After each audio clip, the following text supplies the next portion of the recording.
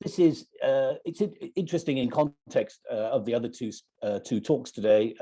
Dan's talk, which was very much looking at the field in the broadest sense, and I much appreciated some of the insights there, and certainly some of the things, food for thought, as Sonia also said, and I thought there were some interesting points there just about implementing tests and the test taker aspect, which again is something we do tend to ignore. So again, some good insights there.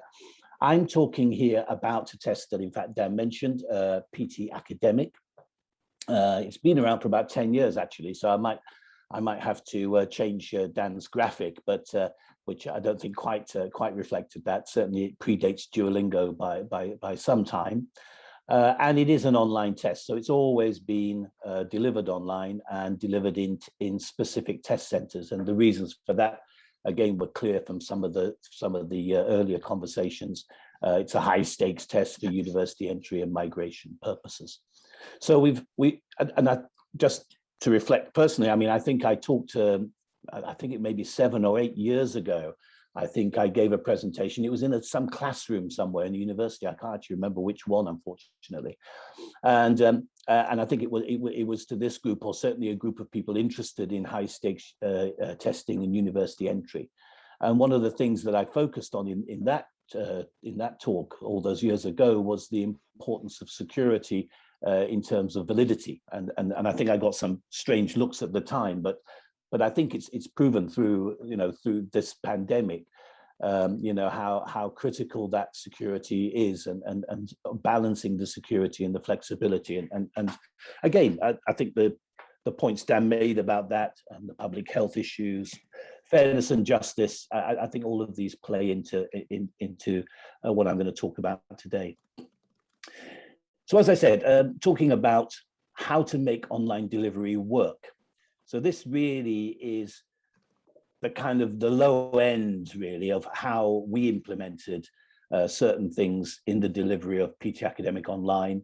And, I think you can use probably Dan's overall overarching kind of framework to critique some of the things that we've done. So all I want to talk about really in the next 15 minutes is what that test is, in particular, talking about test security remote proctoring, so very much to the points that have been made earlier. Similarly, talking about choice and availability, again, very much in line with the ideas that Dan talked about in terms of access to testing, and whether that does actually address some of the fairness and accessibility issues. Recognition, just a very quick mention of that. And then a very quick mention at the end of my talk about PTE Academic version 1.1, which is a new version of PTE Academic, which is going out in November. And you'll understand why I want to refer to that in this talk in a second. But critically, when we're talking about the test time and 3-hour tests and people sitting in front of computers for 3 hours at home, I think it's a very relevant point that I'm going to make there, I hope. So PTE Academic Online. So one of the principles we tried to keep to when we developed PTE Academic Online was we tried to make it as similar to the current version of PTE Academic. So we don't want to have large changes in terms of the test design. So as I said, we have a new shortened version of PTE Academic launching later this year. So when we're looking at developing the online version, we kept the same format as far as possible as that shortened version. And obviously we had the advantage of already having a digital test, which was working globally. So you didn't have to make any significant changes to the test. And in fact, to the test design, we made no changes. The changes were, as Dan referred to, a lot of these things relating to proctoring and the AI type systems, which the test, the remote proctoring companies are implementing. We were lucky in a way as well, because the remote proctoring service that we're using is also a Pearson entity. So that's Pearson View. So we're using something called OnView. So again, working with our partners in Pearson meant that we were able to do work a lot more structured, and also integrated what we wanted to with our partners who deliver the center-based test also. So we try to keep processes as similar as possible. So there's a check-in process, but this check-in process is slightly more involved than that would be in the test center. But still, it's a critical piece of work, because as people will know from Dan's slides and from their own experience, imposters and pretending to be somebody else is a common way of cheating. So what we have to do is check to make sure that the person in the test room sitting at that desk, and again, sitting at the computer at home, is the person they say they are. So that's an important part of security. Live proctoring. Again, I was interested in Dan's talk that they mentioned the move away from pure AI to live proctoring. I think in part it's because of the high stakes nature of the tests that are using remote proctoring now, that I think the live proctor has seemed to be given that added benefit of you are being watched all the time. But I appreciate this, the concerns people will have about privacy in that particular context. Lock down the browser, just trying to, again, mitigate against people accessing other information during the test, and the AI monitoring, again, as Dan said, whether you move your gaze outside from that on your computer. There is some quite rigorous inspection of the area in which you're taking the test, and the certain behaviors which invalidate your test, and those things do happen. I don't know if people have taken online tests, but it does happen quite commonly. So, as we say, combination of AI and human rater identity checks, which are the human greeter. You've got somebody who's checking you in, the human monitoring and the webcam recording, and then you can be communicated to at any time in the test, and you also have the ability to chat to the proctor, so that the test taker can put something in chat if they've got a question. The test results can be held if there's any kind of suspicious activity, and that's the same as it is today, really. And the proctors, they can be from anywhere in the world. So again, it's not local people who are administering the test like it will be in a test center. It could be somebody from anywhere who is actually proctoring that test.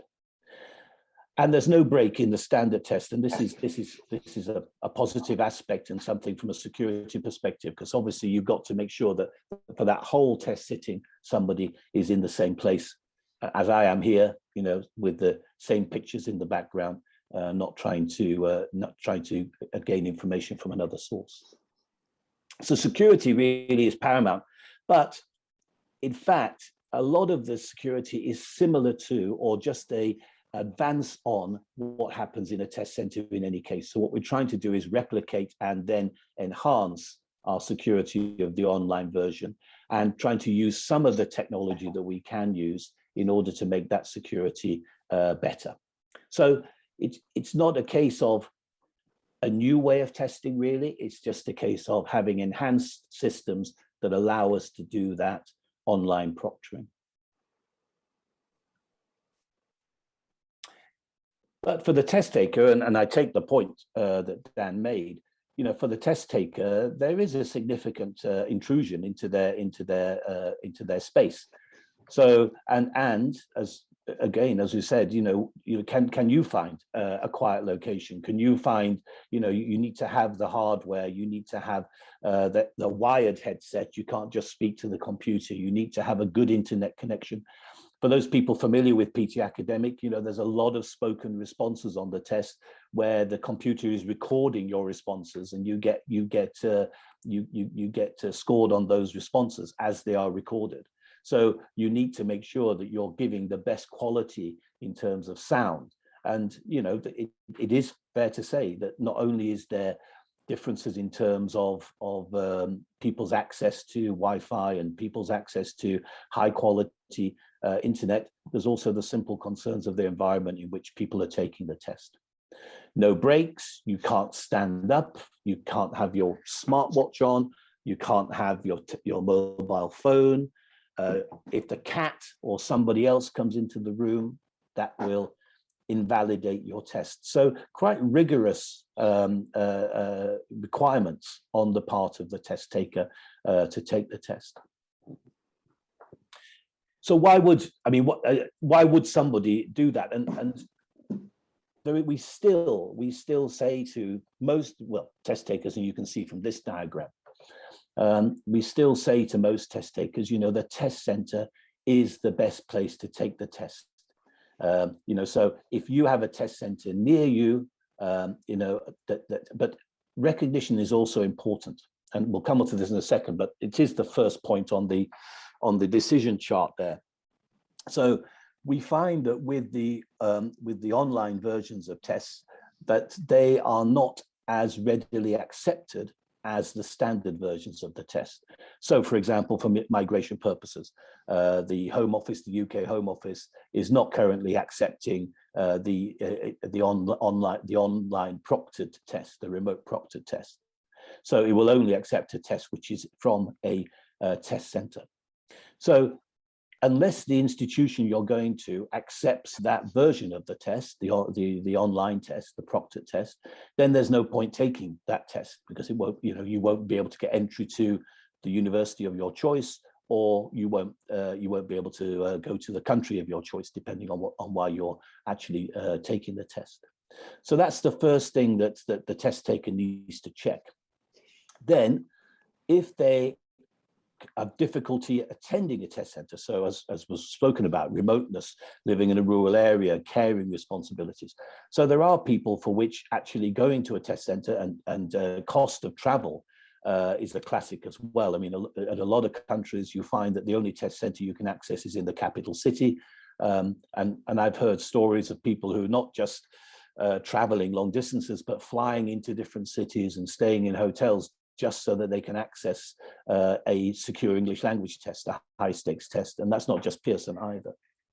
So if people have difficulty, and then as been pointed out, if they have the resources there, if they have a computer, a webcam, a reliable internet connection, and a distraction-free environment, then that may be the test that they want to take.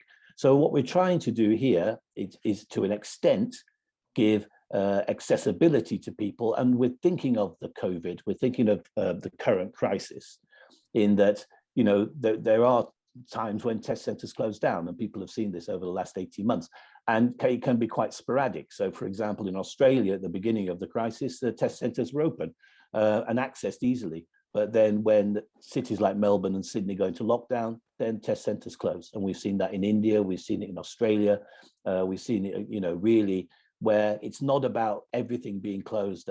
It's about small areas, geographic areas being impacted.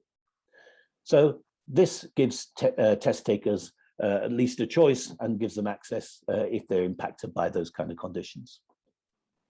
I totally understand about the fee and the price of these tests. The price of high stakes tests is relatively high, and most test companies like ourselves, we follow the lead of others, but the actual price of online is the same as the center test, and the costs of producing that test and having those centers or having those online proctor people is similar. As I said, there's a significant check-in process which test takers go through to make sure, but they have live chat, they can chat to their proctor, and also if the internet does fail, then actually if they can fix that connection, then they can restart the testing session. I hope this slide is rendered, although it's not particularly, it doesn't matter if it hasn't. We still need recognition though. So the universities around, we got obviously recognition of our test, our standard test, and it's recognized around the world. As I said, governments are still not necessarily recognizing remote proctored versions of the test. Institutions are starting to do so. We got a number of institutions already. We only launched this a couple of weeks ago. And we've already got quite a lot of institutions who are accepting or talking about accepting the online test. But that will be a process which will happen over the next 6 months to a year. Now, I said I just wanted to talk a couple of minutes. I've got 4 minutes, I think. As I said, I'll just talk for 20 minutes.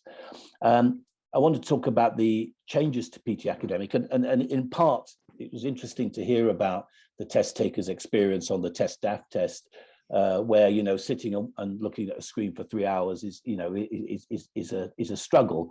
I mean, in a test center, it's one thing. Doing it in your own home environment, again, is a different thing. I accept that. So we, in any case, this wasn't a part of the process, but in any case, we were going to change PTE Academic, and we've had a long period of research into how we do that and how we can achieve that, because we're trying to make our tests shorter but retain all of the accuracy and the validity of the test as it stands. So we have reduced the test to 2 hours, and we've reduced the number of items in the test, and we've taken away the break. We looked at the layout. We've done a lot of work on UX, as they call it, user experience, very similar to how was discussed in test DAF, trying to make things as easily accessible for students and test takers, and also people with disabilities. So we've got extended versions of the test as well, which we've been working on. So trying to get that wide range of, I mean, fairness, I agree, is fundamental, but also trying to get the element of justice and accessibility. So we have changed the test, but we have maintained. We just changed the number of items of each type rather than take out any particular item. So we've still got the same types of items in the test, but we changed the number. And of course, some people will say, well, therefore the test must therefore be less accurate. We've been very careful, and we've researched that. We've looked at tens of thousands of student results. We've modeled them. We've put those results back through with the new test format to make sure that we're getting a test which is as accurate as the original test. And there are good reasons for that. And I'll just exemplify this. I mean, we will probably get criticism, or probably unfounded criticism from some quarters, but we have really looked at that and researched that, and there's a research paper on our website. I won't go through these points here, but Rose Plesham, our head of research, has put together a research summary explaining how we managed to reduce the time on the test but maintain the validity and the reliability of the test. And yes, so I mean, that's just saying the same thing, really. So we got the lower levels of standard error measurement. And I've made this point before in other talks. When you look at something like a test like IELTS and look at their listening and reading paper, there are 40 score points on that paper. You've got 40 questions. A lot of them, the first 13, 15 answers, just gets you up to 4.5 anyway.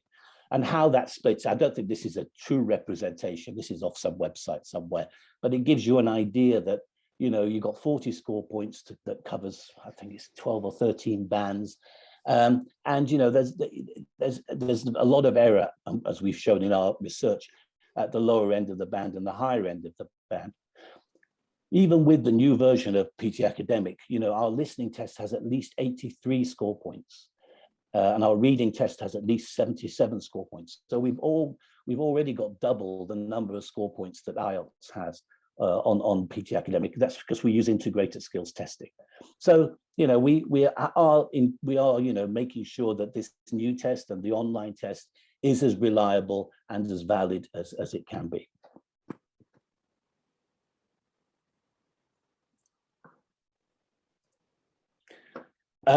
Yes, this doesn't really matter to most people, but the actual test is not live yet. It's going live in November, and people can book from October. So it's still, it's in development, it's ready to go, but it has not gone yet. Thank you.